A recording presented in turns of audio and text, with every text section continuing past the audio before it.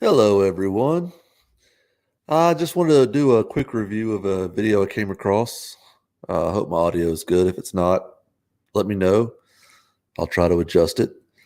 But yeah, this is a video by Deflate. If you don't know about Deflate, just go to their channel. I'll drop it in the description when I'm done here. And this is a video of Lucas is the guy that does the Deflate channel, and he's interviewing Paul Copan, who some of y'all may know about. He's author of the book, Is God a Moral Monster? Old Testament scholar, really, really knowledgeable guy. But there's a video of him answering a few questions about the Old Testament that I wanted to just address some of the points he makes. And let's get it started.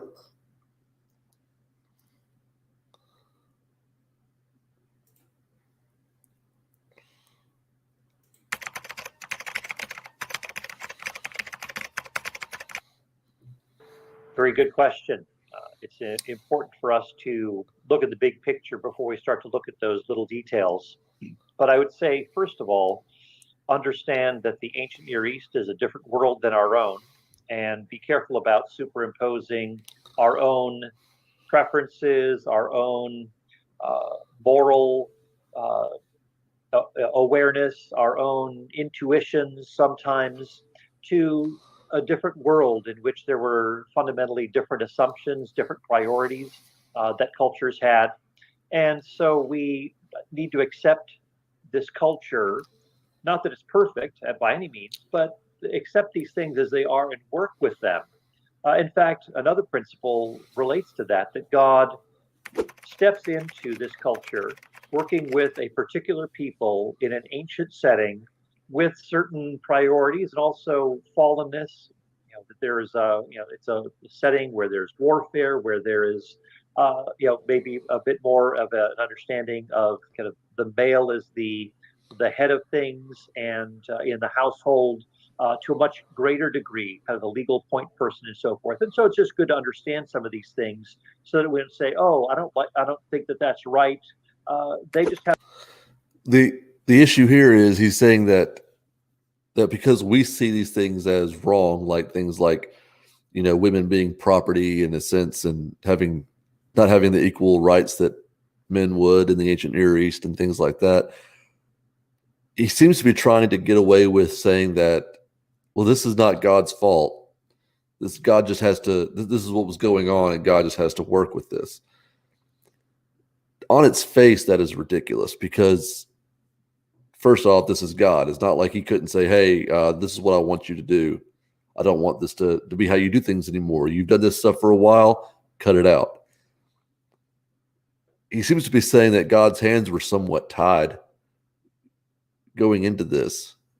I don't see why any person that believes that God is this all-powerful being that can create rules, perfectly capable of creating a universe, but can't tell people that supposedly he's talking to that these are the things I want you to stop doing. These are the things I want you to keep doing.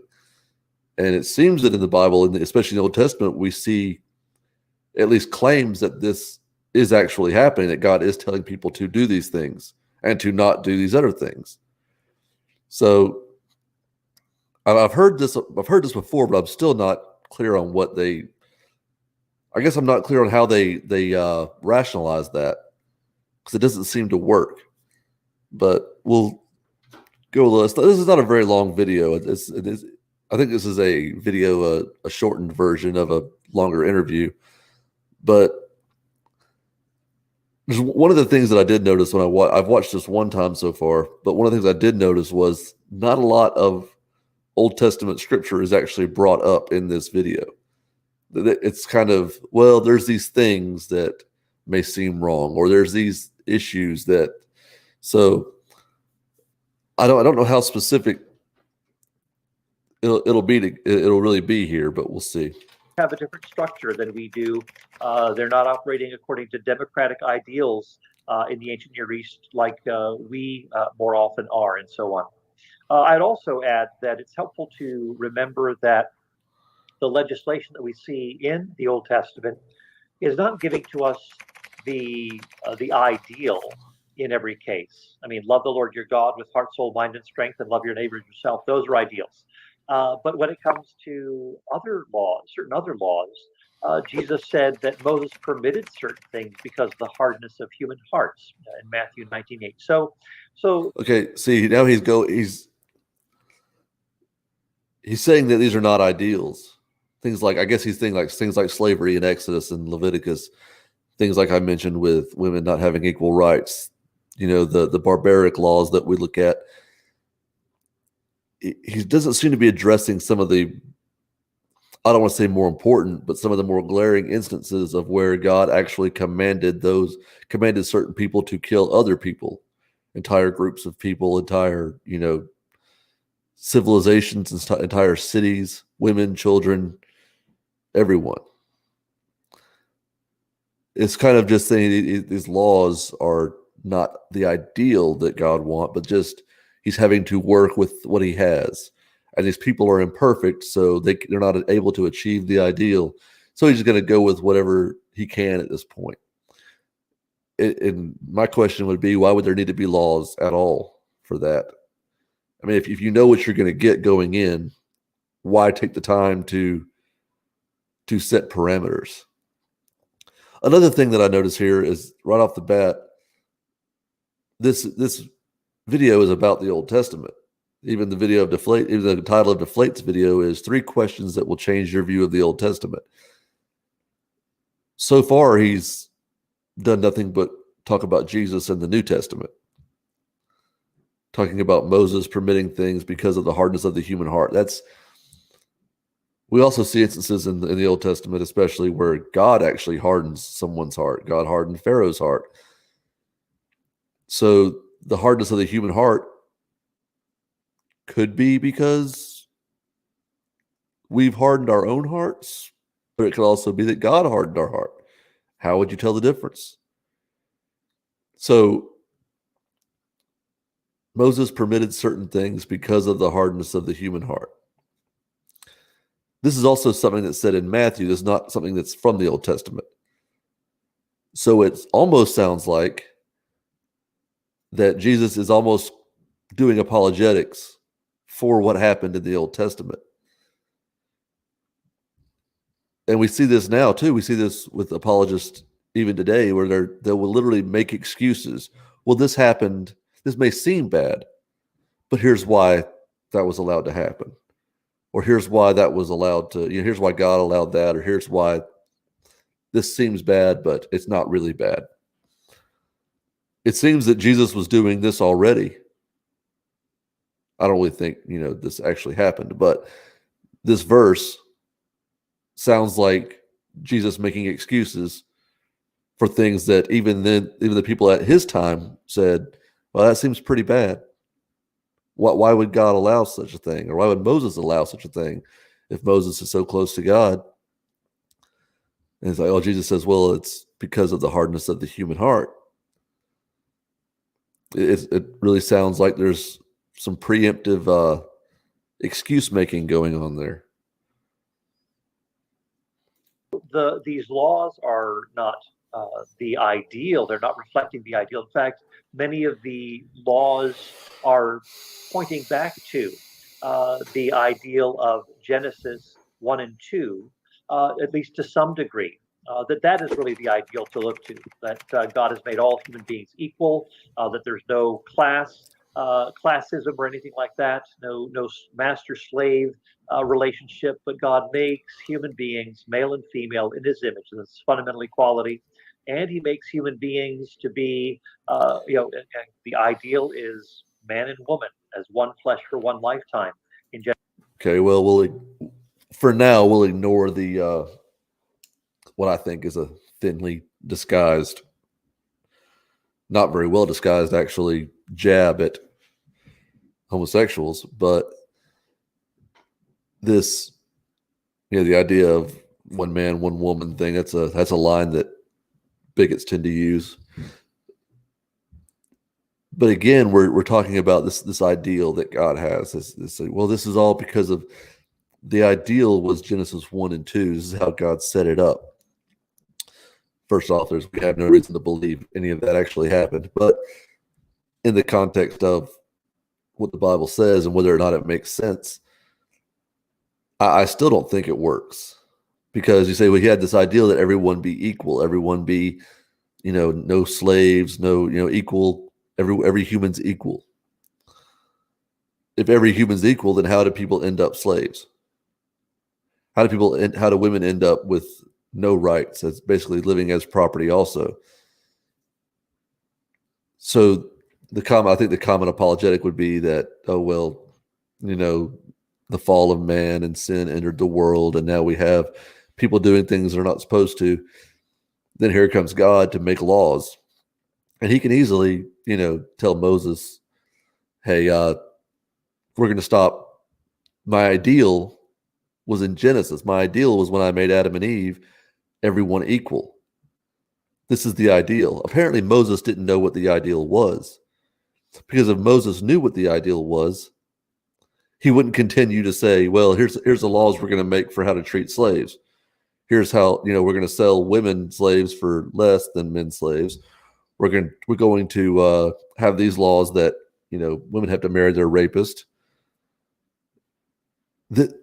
Apparently Moses wasn't in on this,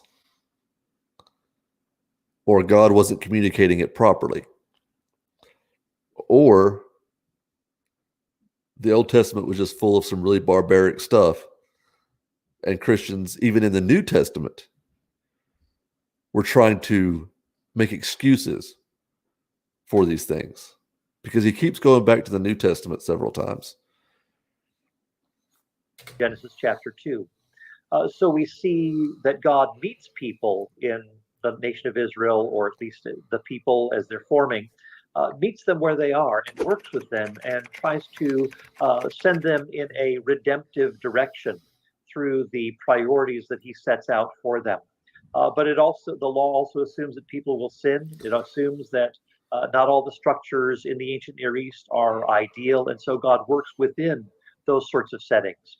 So that's what I would want to highlight. And a final principle to note would be this: that just because something is described in the scriptures, like in Genesis or the book of Judges or something, it doesn't mean that that description is a prescription for how we ought to behave. Many times the authors are assuming that we will get the fact that this is not to be done, and that we are to learn lessons from this. Yeah, that's ridiculous. So when the Bible says, thou shalt not do this, or thou shalt do this, that is not descriptive of something that's already going on. That is a command. That is an instruction. I don't see how that's completely dishonest to me for him to say that, because you can look at these laws, and these laws aren't saying that, well, here's what's going on right now. This is what's happening. That's not what laws are. That's just an observation. A law is, if you do this, then your punishment is this, or you are allowed to do this without punishment. It lays out what your actions can be, or what actions will be punished. So the idea that these things are just descriptive, these are prescriptive laws. These are not descriptive laws like, like laws of nature, things like that. These are not things that we just merely observe happening and we put a label on it. These are completely prescriptive laws that we see in the Bible, saying two men shall not lie together, as a man shall not lie with another man as he lies with a woman. These are laws that we see, like what to do with a dishonorable child, or a child that doesn't honor its father and mother, a rebellious child. What to do with, what you do with how you treat your slaves, how you're allowed to beat them. These are definitely prescriptive laws. You would think an Old Testament scholar would be able to tell the difference. So for him to say, I think he's definitely trying to weasel out of the accountability portion of this. And this is a thing you'll see a lot with Christian apologists. I think right now Paul has his apologist hat on and not his academic hat on, because he seems to be trying to make excuses. You'll see that they'll be confronted with these things, and they'll have to find a way to remove accountability from God on them, because God can't be immoral. That would ruin that would ruin everything. So they have to keep this model of God, that God has done nothing wrong, can do nothing wrong. So when confronted with something that we would call wrong, or even Paul would call wrong, there has to be a reason. There has to be a reason that we're just not seeing it correctly. And right there, I think you see that he says, oh, these are just descriptions. These aren't really telling you what to do and what not to do. No, they are. I mean, many, many verses in the Old Testament are what to do and what not to do. If his laws, that if he said the ideals in the New Testament, love the Lord your God with all your mind and or your heart, your soul, or whatever it is, and love your neighbor as yourself, those are commands. Those are prescriptive. Those are the ideals. So why would these other ones not be? Paul highlights in 1 Corinthians chapter 10, where he says that many of the things that the Israelites did were terrible, but these have been recorded so that we might learn from their negative example. See, wow, again, he's referencing the New Testament. This is a video about the Old Testament. And I don't think he's not even mentioned anything in the Old Testament yet, except for Genesis. He keeps on going to verses from the New Testament, which these are people who had read the Old Testament, who are writing the New Testament. These are people who are going, this is going to sound good. What can we say to spin this? It's exactly what still goes on today. Not much has changed. It's how can we get God off the hook? Oh, well, it wasn't God's fault. It was the hardness of the human heart. Or it was these things were put there to let us know what not to do. That's not how it's portrayed at all. Nowhere in the Old Testament does it say, "Oh, I'm going to send you to kill, this entire group of people, so that people later on will know not to kill entire groups of people." And that is a completely backwards way of rationalizing that.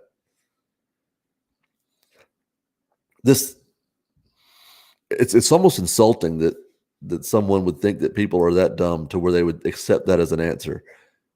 But the sad truth is that people do. People accept this as a legitimate answer to the problems they have with the morality in the Old Testament. So those are a few things that I would highlight as being helpful, and feel free to jump in if you want to. You want me to elaborate a little bit more on that.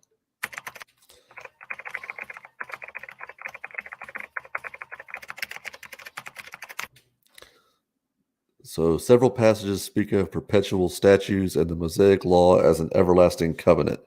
So how then are Old Testament laws not prescriptive for all times? So it seems that even the question, he's kind of admitting that what Copan said a few minutes ago, that Old Testament laws are descriptive and not prescriptive, seems to be undoing that with the next question. This question seems to just be saying, well, they're not everlastingly prescriptive. They're not prescriptive for all time, but they're still prescriptive. So you'll see. I mean, all you got to do is look out for these kind of things. That they will literally contradict themselves within minutes if you let them. The problem is people who are watching these videos to just kind of shore up and reinforce their own beliefs that they already hold that this is true. They won't ever catch that. They're not looking for that. They don't care. They just want to hear, please tell me why I'm right. Tell me why I'm right. It's helpful to remember that when that, certain offerings or a priesthood or whatever is seen to be eternal, of course, it can just simply mean ongoing. We have maybe a broader view of eternal when we read that word in Hebrew than what it necessarily or what it may sometimes mean. For example, God says that He is going to create in Jeremiah 25. He says that the cities that are going to be wiped out by the Babylonians, He said they're going to be subject to everlasting destruction. Olam, this word, and the everlasting only lasts 70 years. That's when the exile will be over, and the people can establish the cities of Judah once again. But more to the point, many of the things that we see taking place in the Old Testament are actually fulfilled in Jesus. So there is actually a subsuming of those laws, of those ideals, of the priesthood of Jesus and so forth. All of these things are fulfilled in Him so that there is the ongoing continuity there. But we also see, as we look back from these, we see that there is, as the book of Hebrews reminds us, the fact that the high priest had to go in year after year and offer sacrifices time after time was an indication that it wasn't a satisfactory system, that it actually pointed to something beyond itself. Again, we're just going back to Jesus this and Jesus that. If you watch, anytime we try to bring up the Old Testament, you'll see this on dealing with any apologist. Try bringing up Old Testament things. Try bringing up problems with the morality of the Old Testament. Try bringing up problems with, God killing babies, flooding the world, things like that. They will try to steer it back to Jesus, the New Testament. Their natural reaction is to avoid the Old Testament, which is exactly what they're doing in a video about the Old Testament. There has been more New Testament presented than Old Testament in a video about the Old Testament. So you can see this almost, it makes them uncomfortable, which it should. I mean, that's really, it should make you uncomfortable. If you believe that in this God that is all loving, but is doing these horrible things, if you accept this part is true, you don't want to spend too much time on it, because too much time on that will eventually lead you to have to face that contradiction. So, and you're seeing it in this video here too. It's this, they're uncomfortable with talking about it, so they kind of avoid it. He kind of just, it's about Jesus. It's more about this than it is. It's not really about that. It's more about Jesus and how it's what He did. Let's steer the conversation this way. Let's avoid talking about the Old Testament, where God's killing people relentlessly and having His minions rip babies out of wombs and things like that. Let's not talk about that kind of thing. Let's talk about what Jesus did. Let's talk about how this is all going towards Jesus. So let's talk more about that. The repetitive pattern of the sacrificial system was an indication of the fact that it wasn't satisfactory and it pointed to something beyond itself. They're saying it pointed to when Jesus would come and be the ultimate sacrifice. All that says to me is that God had them doing something that was useless. If it wasn't satisfactory, then what good was it? If God's having these people sacrifice these animals for forgiveness of their sins, if their sins aren't being forgiven, what was the point of the sacrifice? So you're going to see these completely contradictory views that they hold. But that's what they have to do to get you from thinking about the Old Testament too often. Because if we focus on the Old Testament, then it becomes problematic for them. It's the sacrificial system being unsatisfactory. That makes no sense either. That means God was intentionally put in a system that wasn't going to work, and He knew He knew it wouldn't work, but He implanted that system anyway. He said, "I want you to sacrifice these animals, but it's not going to relieve you of your sin because it's not satisfactory, but still do it because I'm doing something later. And I have to wait for some reason because it has to be this time. I can't do it now, but who knows?" That's why these things are completely contradictory to even basic logic.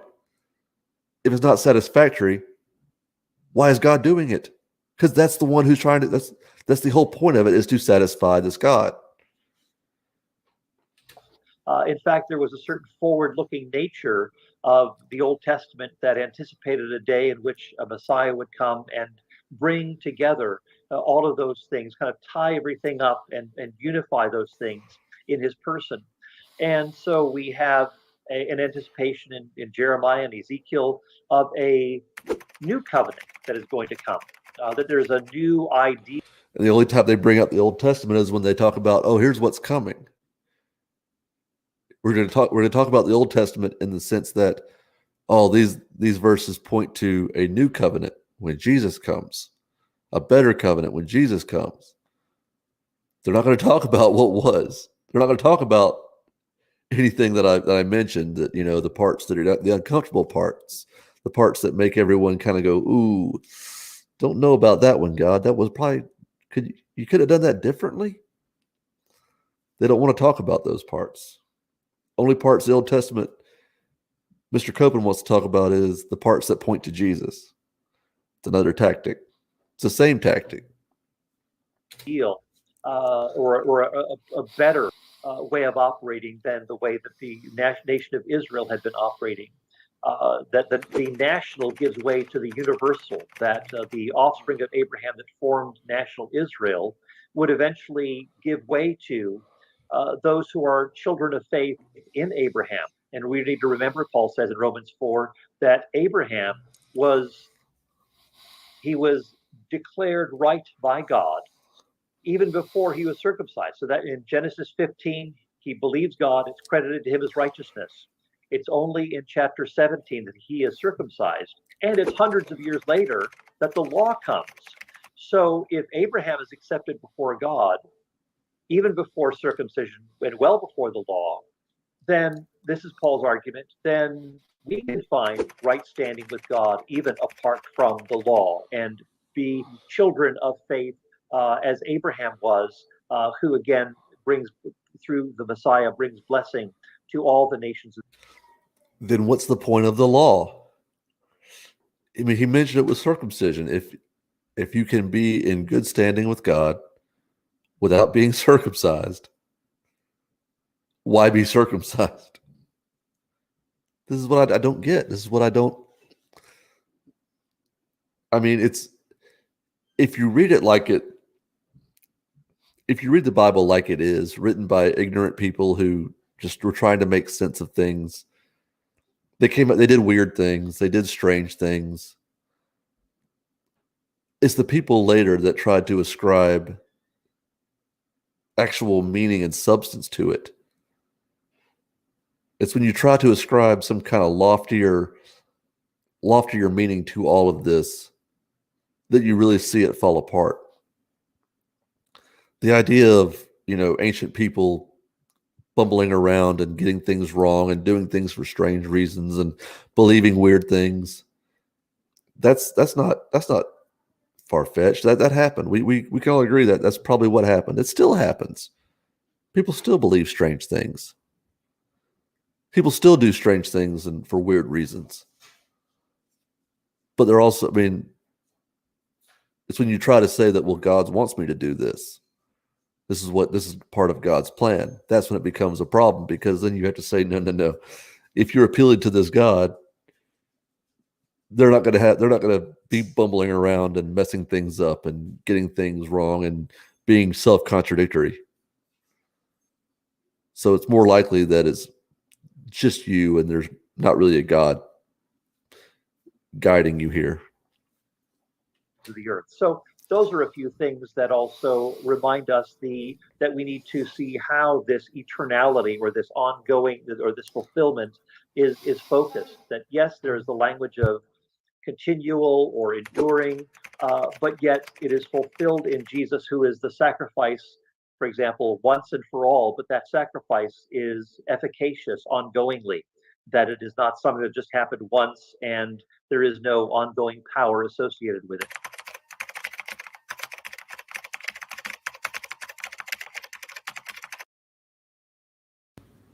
God seems to be preoccupied with his own glory and with doing things for his name's sake.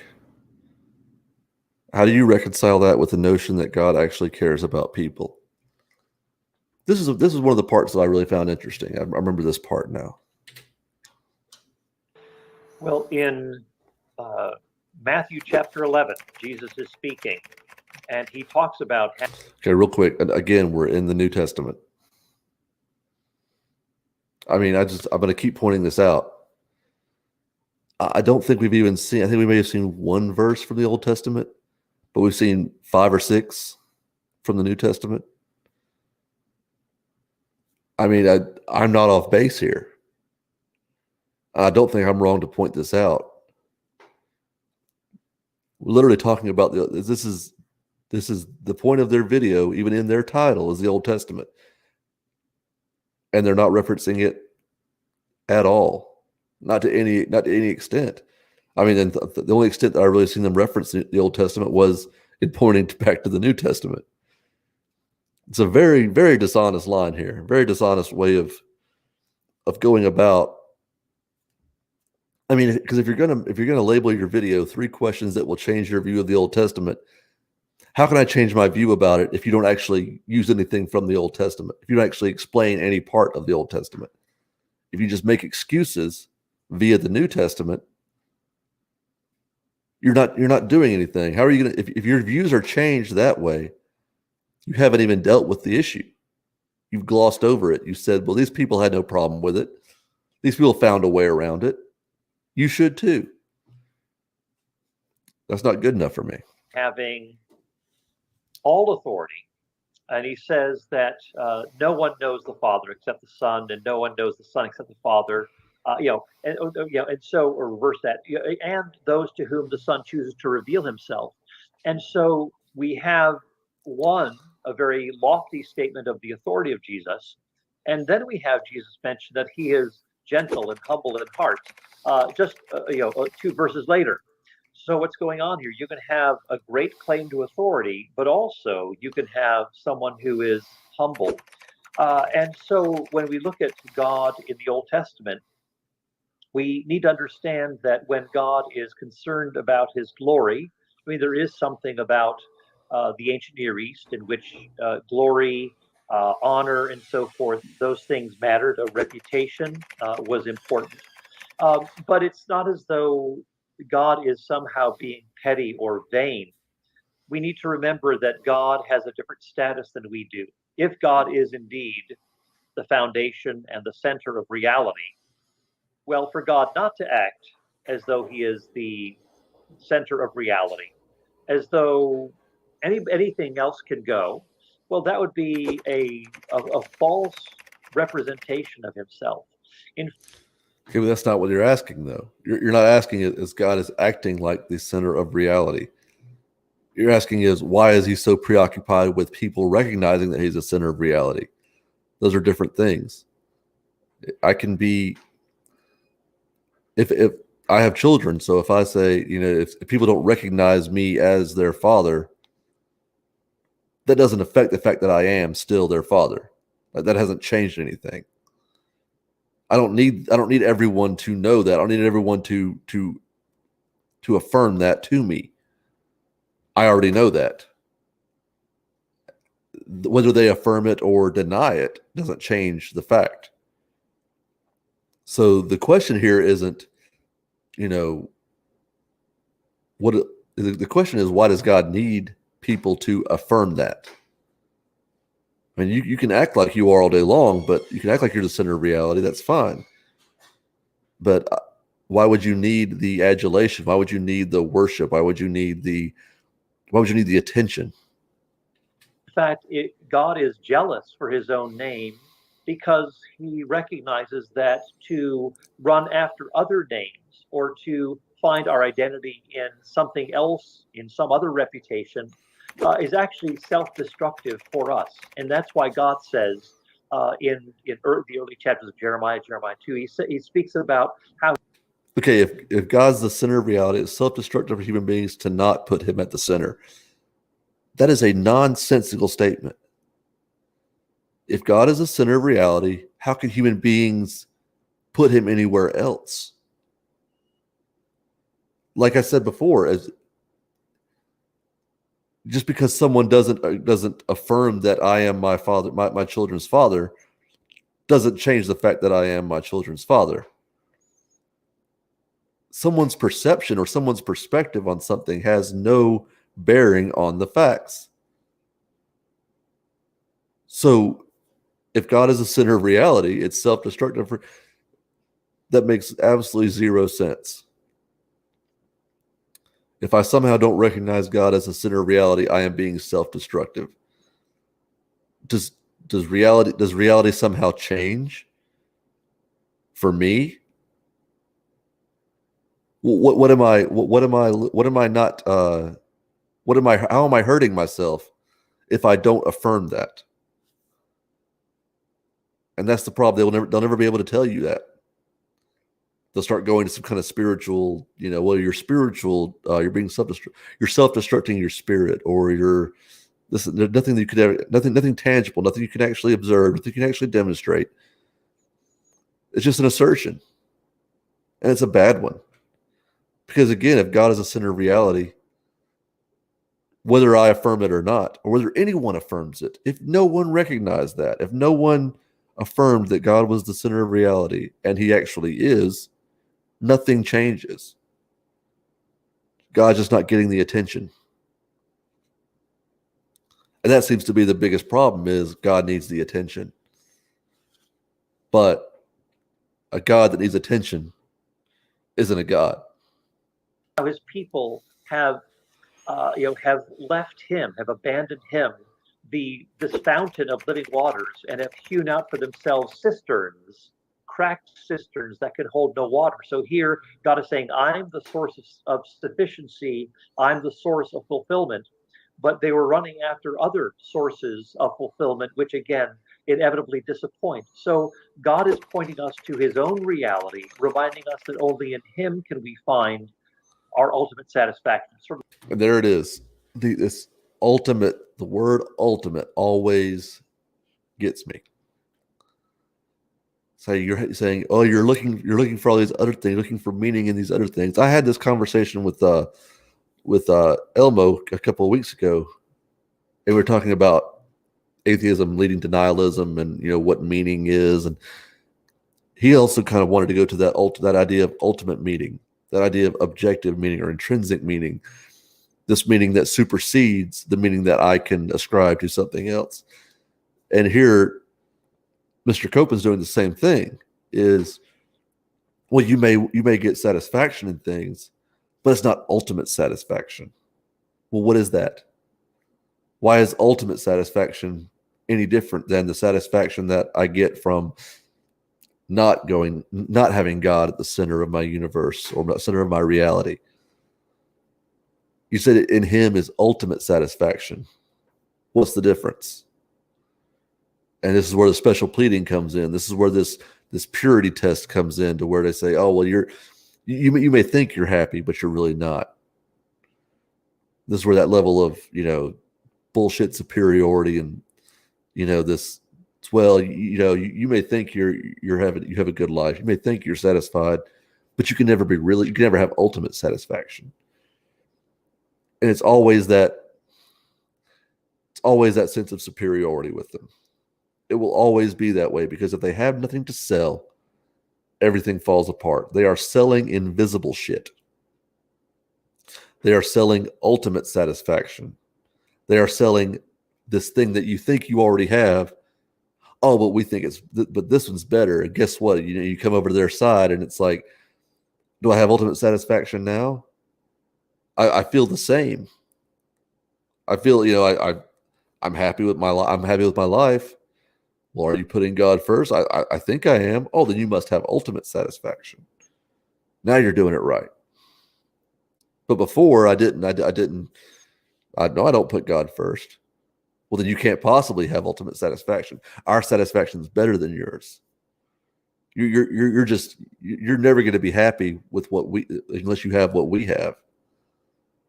It's such a garbage argument. It's such a bad tactic. It's a cult tactic. It's exactly what it is. It is a cult tactic. And then what they do is they find people that, might not be feeling really good with their life. Something might be going wrong. They might be upset about something. They might, just not be really happy with where their life is in general, which that happens to everyone at some point. And then they sort of prey on that, which is, oh, you've been chasing all these other things. That's why you're not happy. Well, no, I'm not happy because, my wife left me, or I lost my job. Things, real world things that you can point to. Well, that's not it. Well, yeah, and then I think in a second he's about to say something too. So I'm gonna say what I'm about to say for after he says this, because this kind of ties in. Like what Augustine said, you have made us for yourself, O Lord, and our hearts are restless until they find their rest in you. So if we try to find our rest somewhere else, if we try to find our glory somewhere else, it's going to be a shattered dream. It's going to be misguided. It's going to be utterly disappointing for us. But if we if you try to do anything apart from God, you're going to end up getting disappointed. Yeah. So every time you try to do, you try to chase after things that aren't God, it's just going to lead you down the path of destruction. You're never going to be happy. No, screw you.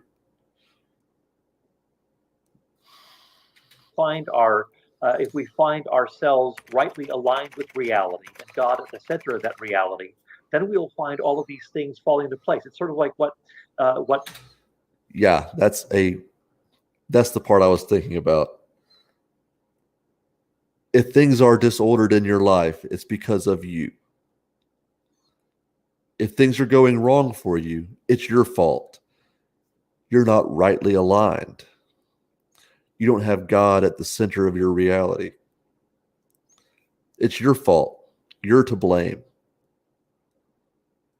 It's not the fact that things just happen. And it's funny too, because in the same Bible, the rain falls on the just and the unjust. Things happen to things happen to good people, bad people. Things happen. But here it's saying, oh, well, if God's the center of your universe, center of your reality, everything will fall into place. Everything will be right. Everything will be ordered. So if it's not ordered, it's your fault. You're to blame. You're not doing something right. They perpetuate the victim mentality. They perpetuate this idea that I'll say the victim mentality. I may have misspoke there, but they perpetuate this idea that you're broken and you need something to fix you. You're not broken. You're a human being. And for them, and I can tell you right now, both of these guys sitting here having this interview, they have things happen to them too. But they explain it away because they will never admit that, oh, well, God must not be the center of your universe. They'll never say that. They'll go to something else. Oh no, things just, things happen to people. Even if God is the center of your universe and center of your reality, things still happen. It's not a shield against bad things happening. But here they say the complete opposite. Jesus says in Matthew 6:33, he says, seek first God's kingdom and his righteousness. And all of those things, food, drink, clothing, and so forth, all of those things will be added to you. In other words, get your priorities right, and those other things will fall into place. So it's not as though God is unconcerned about those, but he wants to make sure that we are first seeking first his kingdom, and then all those other secondary things. Oh, so if you're starving, or if you're homeless, things like that, it's not God that did it. It's your fault. It's you're not seeking God enough. And this is where the complete, utter bullshit poison of this book comes into play. This, when people latch on to things that people wrote about thousands of years ago, people who had no idea what they were, had no idea what they were doing. When you're following the writings of people from the ancient Near East who thought that, who needed to kill other people to take over their land and had to use war tactics, and who had to, take slaves and had to sell off people as property. When you're going by, when you're trying to mold your life by how they did things or or the things that they wrote, you end up with shit like this. To where, if you're having a bad time, if you're starving, it must be your fault. If you just get right with God, then all those things will just come. Really? So anyone who's hungry, it's their fault. Anyone who's homeless, God wants to give them something. God wants to provide for them, but it's their fault for them not putting God at the center of their reality. They're chasing after other things. Yeah, they're chasing after not being on the street. They're chasing after food so they don't die. Telling someone who's starving to not seek food but to seek God is probably the most dangerous asshole thing that someone could say.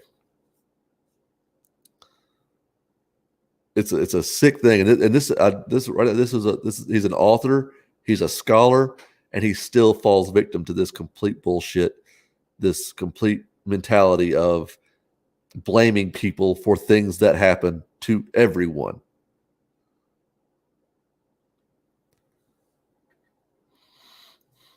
I'll let it finish out here, but I think it's pretty much done.